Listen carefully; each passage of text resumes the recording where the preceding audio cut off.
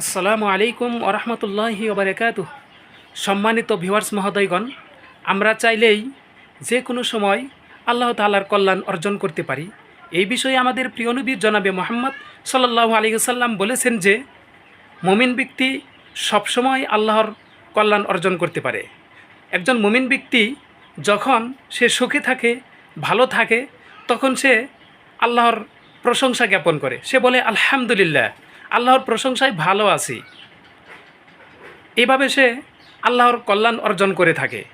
আবার যখন সে দুঃখে থাকে, কষ্টে থাকে, বিভিন্ন ধরনের সমস্যায় জর্জরিত থাকে, তখন সে ধৈর্য ধারণ করে আর বলে যে সর্বাবস্থায় আল্লাহ যে হালতে রাখে ভালো আছি।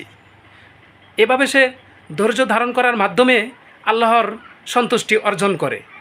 অতএব আমরা সকলেই জানি ধৈর্য ধারণ একটি মহা গুরুত্বপূর্ণ একটি গুণ। এটা যারা ধরতে পারে, এটা পরীক্ষিত একটা আমল। ধৈর্য ধারণ করলে আমরা এর ফল খুব দ্রুতই পেতে পারি।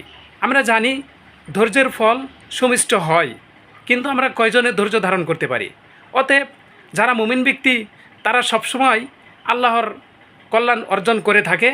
আমরা চেষ্টা করব আমরা যেন সবসময় ওই মুমিন ব্যক্তিদের মতো আল্লাহ তাআলার কল্যাণ অর্জন করতে পারি। আসসালামু আলাইকুম ওরহমতুল্লাহি ওবরাকাতুহ।